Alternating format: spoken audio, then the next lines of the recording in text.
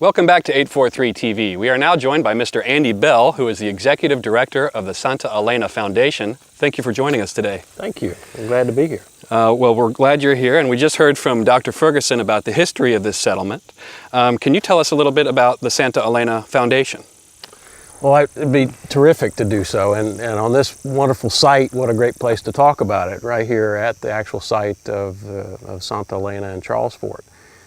The foundation was started late last year by a group of 5 business people and civic leaders in the county who saw this as an untold story, an important story to be told right here in Beaufort County.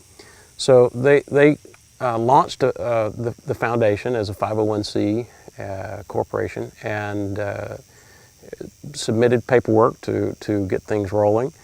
And then came forward with a board of leaders that are really focused on trying to tell this important story. So what got started just late last year has moved so quickly forward. It actually operates now as a board of executive directors. We have an advisory board, which is a number of experts who contribute their expertise to the board as required. And then we have a number of volunteers who are coming in to help us get out and tell the story. What the foundation would like to do is continue the research. We would like to preserve the findings of what happened here in the 16th century, and we'd like to tell the story. Mm-hmm. The ball's really gotten rolling with the foundation here recently, hasn't it? I mean, a lot of interest and a lot of volunteer support, hasn't it? It is.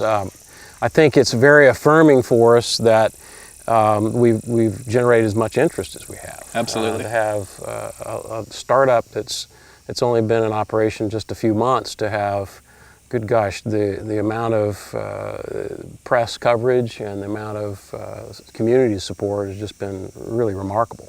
So it's an exciting time for us. Absolutely. Andy, if you had to summarize what's been done to date, what would you say? Well, it's been a very fast-paced series of events. Lightning speed. Really fast. It's a hot topic. It moves fast. Yes, it has.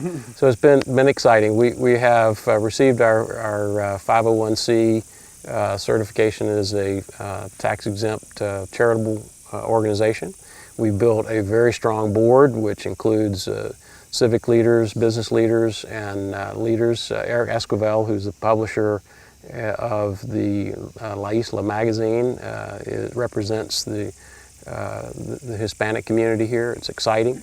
We have organized a group of on our advisory board, which include the foremost historians in the United States on the 16th century Spanish colonization.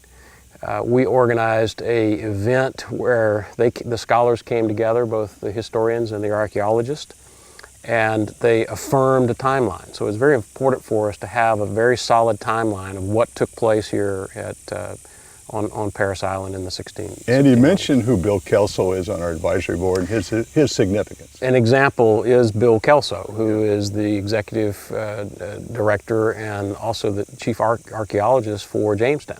Wow. So, A little bit of credibility there. Absolutely. He certainly believes in this. And then Dr. Paul Hoffman and Dr. Gene Lyon, who are also historians who've written quite a bit about what took place here. Many of them had never met each other. In August this year, we brought them all together here. It was on the campus of USCB in Beaufort.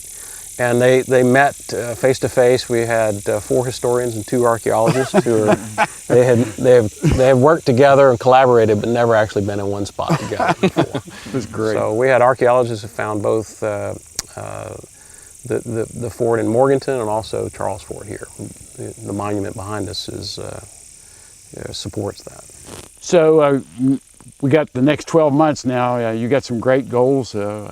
Things you're going to try to accomplish here? Well, we're going from a group of really good ideas to operationalize the project now. So that's our challenge now, is to formalize our strategic plan, continue to have a structure whereby we can engage people and begin to tell the story, We have launched our website. We have received permission to republish a couple of brief histories that will be available to the community that tell the story that's here.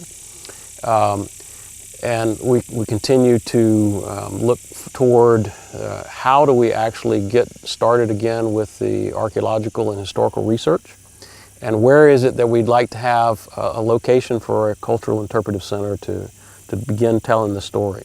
We think that this is really an international story. People are excited about it. I think that people want to come here and hear more about it. So we've got to organize ourselves to take these good ideas and make it real. work. So this is obviously a huge topic and could be really a game changer for our country in a lot of ways. What other help are you getting from other groups and organizations that are in the area? Well, quite a bit. So there's certainly sponsorship by the local community organizations, the local Beaufort County, the town of Port Royal, town of Beaufort. All are very supportive. We're working with the university, USCB Beaufort, University of South Carolina Beaufort, the Institute, South Carolina Institute of Anthropology and Archaeology from Columbia, part of the USC system.